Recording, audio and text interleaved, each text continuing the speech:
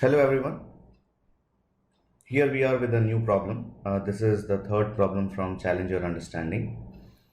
Now in this specific problem, the information that has been given to you is minimal.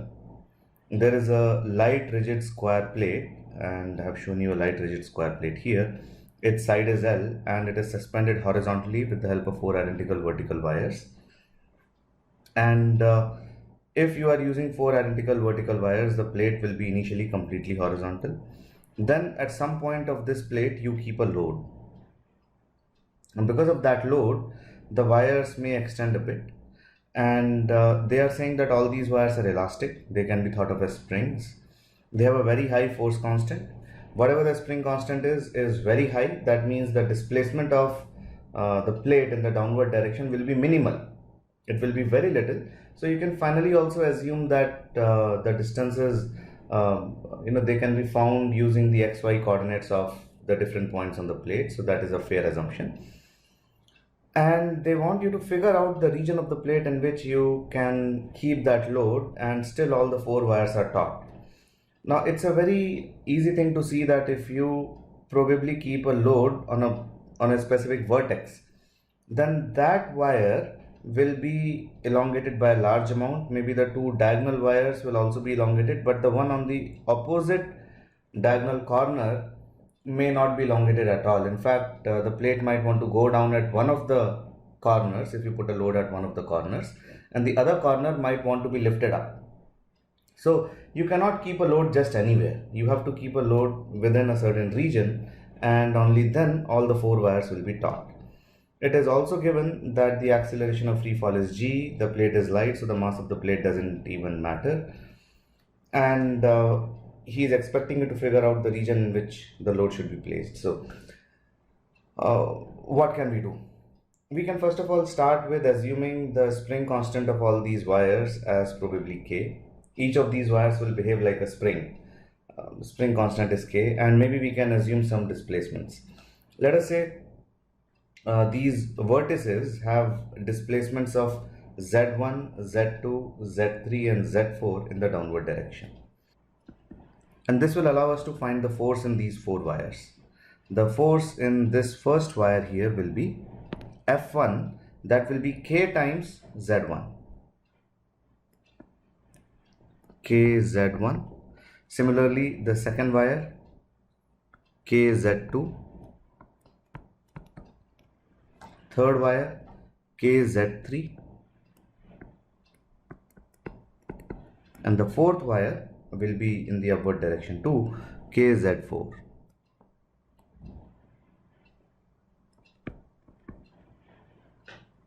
Right, and the sum of all these four forces will be equal to the total weight that you have placed over there. So that gives us the first equation, k times z1 plus z2 plus z3 plus z4 is equal to mg. The mass m that you have placed is at this position. It has coordinates of x comma y. The origin is assumed to be the center of the plate. And if I were to draw probably a different view of this same plate, I can probably show that minimalistic view as this. You have got this point, the center, here at the center. Then the load has been placed at some point x comma y, so probably the load is placed here.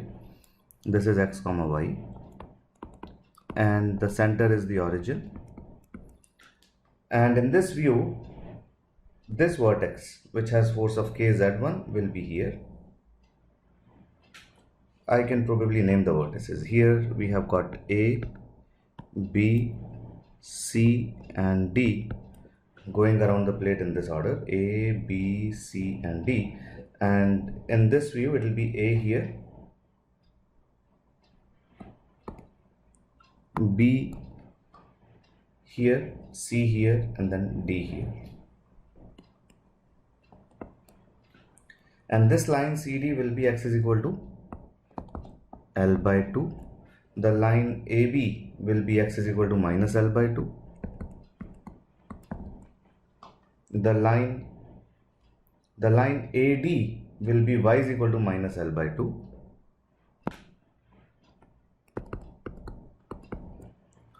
while the line BC will be y is equal to L by 2.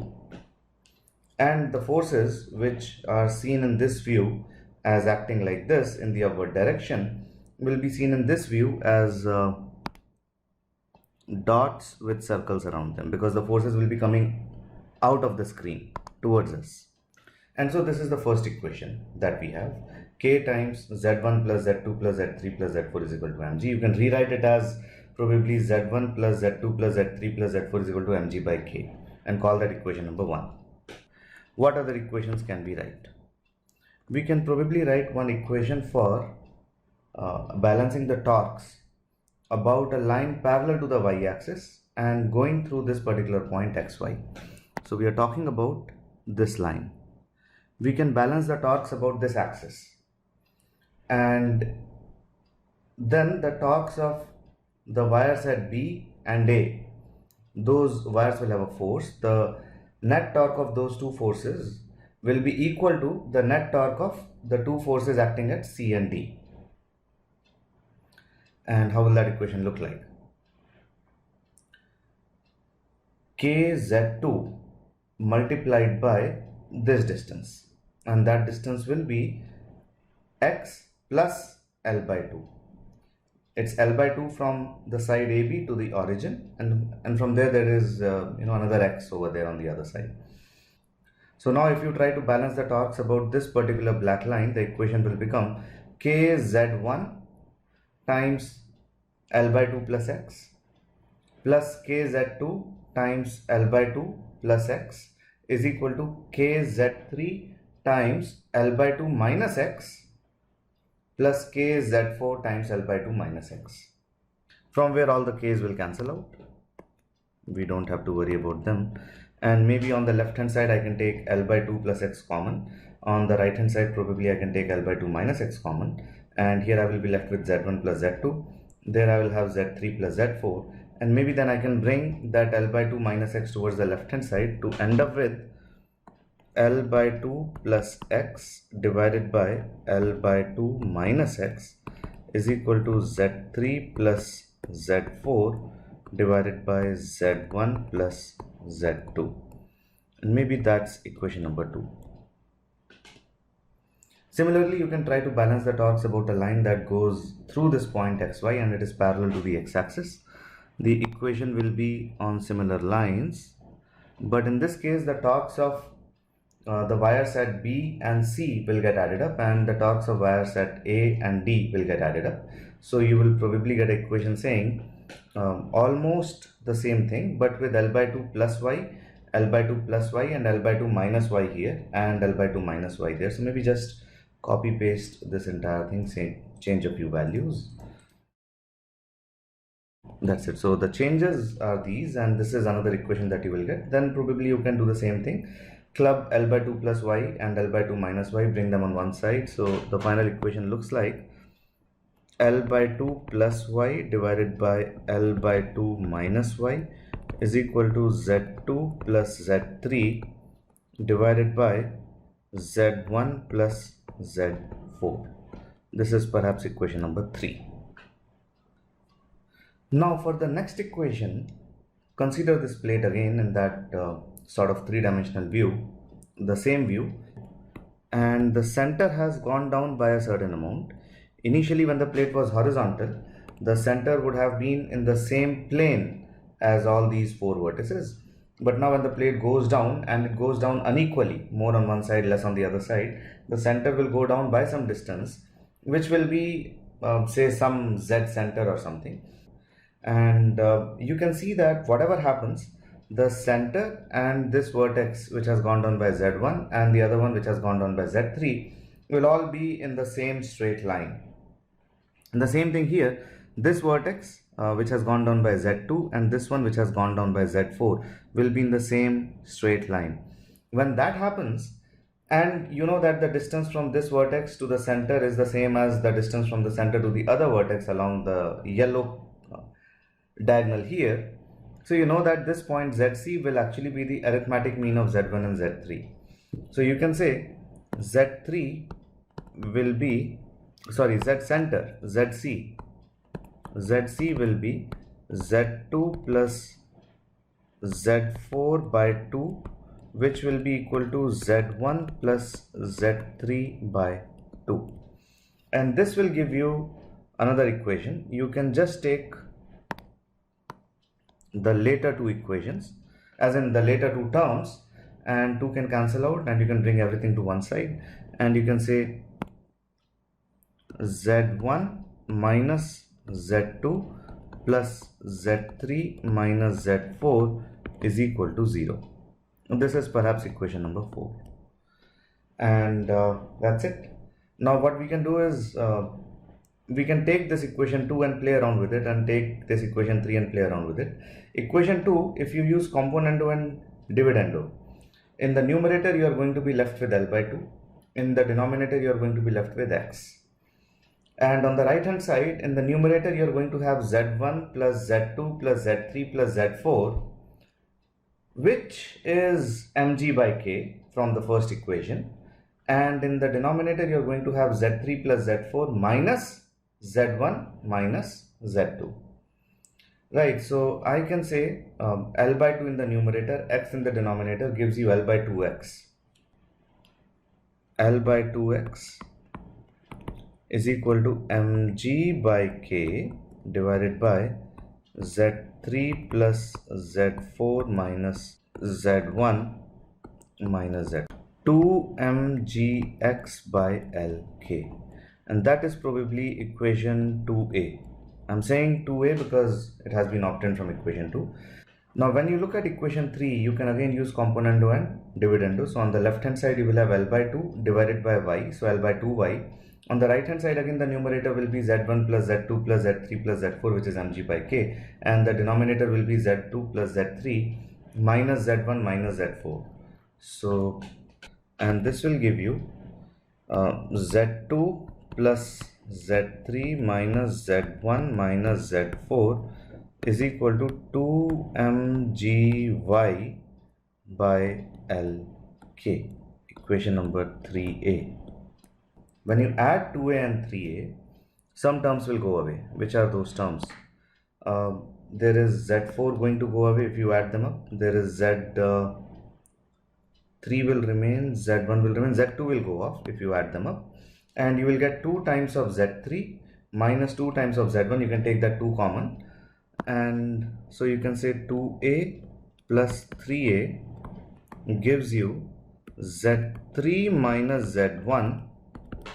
And there should have been a 2 factor here that I will take to the right hand side, but I'm adding up these two terms and they have 2mg by Lk common, that can be taken out, into x plus y, but then that 2 will cancel out, so you will just have mg by Lk into x plus y.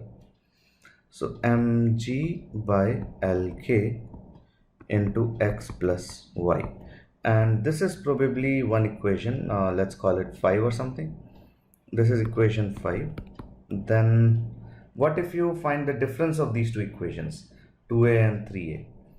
So maybe you can do a 2a minus 3a. So when you do a 2a minus 3a, the signs here are going to change. So what will the new signs become? For Z2 it will be negative, for Z3 it will be negative, and for Z1 and Z4 it will be plus and plus. So minus, minus, plus and plus. Now who are going to cancel out? Z3 cancels out, that's gone, and Z2 will remain, Z1 will cancel out, gone, but Z4 will remain.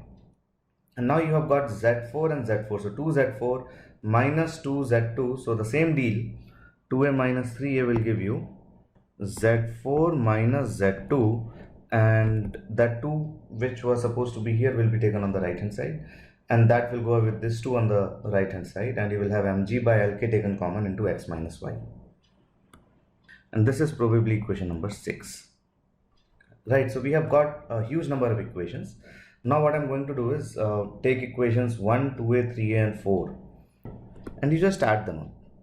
What do you get when you add them up? You will see that Z1 will cancel out, plus Z1 minus Z1 in the first two equations, and minus Z1 and plus Z1 in the last two goes off. Then what else? Maybe even Z2 will go off, plus Z2 minus Z2 in the first two, and plus Z2 and minus Z2 in the last two, gone. Then how about Z3? I guess Z3 will remain, but how about Z4? So plus Z4 and plus Z4 in the first two will give you 2 times of plus Z4, and there is minus Z4 and minus Z4 in the last two, they will also go off, gone. So what do you have here? Z3, Z3, Z3, Z3. So 4 times Z3, 4 times Z3 is equal to, on the right hand side you are going to have the sum of all these terms, so something can be taken common. Mg by k is, I think, common. So you take mg by k common out of here, here and here, you are left with 1, 2x by L and 2y by L, and all of them are in addition. So mg by k into 1 plus 2x by L plus 2y by L, and that gives you the value of Z3. So Z3 is equal to mg by 4k multiplied by 1 plus 2x by L plus 2y by L. Done. And similarly, you can find out now the values of Z1, Z2 and Z4. Use this equation, maybe name it as 7 or something. So use 7 in 5. So you know Z3, you know the right hand side, you can find out Z1 in terms of everything else, right? And then once you have Z1 and Z3, what can you do? You have Z2 minus Z4 from here, and you know that Z2 plus Z4 is equal to Z1 plus Z3. So once you have found out Z1 and Z3, you find out the values of Z1 plus Z3, and that will be equal to the value of Z2 plus Z4. So you will have Z2 plus Z4 here, and you will have Z2 minus Z4, Z2 minus Z4, sorry, Z4 minus Z2 here. So you can use these two equations to find out the values of Z2 and Z4 also. So finally, I'm only going to show you now what values will you get, because the equations are too tedious to solve, but then you can do that. And to understand what do these equations mean physically, let us again take that figure where we had defined who was Z1, who was Z2. The figure is here somewhere. A was that Z1 point, B was the Z2 point, C was the Z3 point, and D was the Z4 point. So let us see what happens for Z1. Now for Z1 to be greater than 0, for Z1 to be greater than 0, what do you get? You can go to this equation and say that 1 minus 2x by L minus 2y by L should be greater than 0. So 1 minus 2x by L minus 2y by L is greater than 0. So rearrange, take 2x by L and 2y by L to the other side, take 2 common, you will get a, and take 2 by L common in fact, so you will get L by 2 is greater than x plus y, or x plus y is less than L by 2. And to understand what this equation shows you, let us try to plot x plus y is equal to L by 2. Now this is a line with a slope of negative 1, because you can rewrite this as y is equal to negative x plus L by 2. So this has got a slope of negative 1 and a y-intercept of L by 2. This point is y-intercept of L by 2 and the slope is minus 1. So the line that we are looking for in fact is this black colored line. And this black colored line is the one where if you add x and y, it will be exactly equal to L by 2. You go towards the right hand side of that line or above that line, you will get x plus y more than L by 2. But we are looking for x plus y less than L by 2. That will be this region. So if you look at this complete orange shaded region, this is the region in which the load should be kept so that the string at A remains taut. And then without solving other equations, you can extrapolate, but I would urge you to actually solve those inequalities and see what regions do you get. But you can easily see that for load, for the wire at B to be taut, the load should be kept in a region which is on the left hand side of this violet line. And if you keep the load to the right hand side of this violet line, then this wire will become loose, it will become slack. And similarly, you can think about what will happen for this Z3 wire which was at C. You can draw a blue colored line somewhere like this, and if you keep a load towards the right hand side of that blue line, then the Z3 wire at C will remain taut.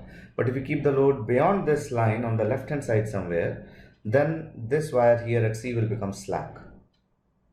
And then for D, easy to see that it has to be this line. You can solve those inequalities and you can get. So maybe then you will feel that if you keep the load anywhere within this particular region, and this will also be will it be a square? Yes, it should be a square. It will be a square because the angles here will be 90 degrees and each of these angles is 45, 45 here. So this is a square. You will get a square region whose vertices will be the midpoints of the sides of the original square. So this guy will be a smaller square, of course.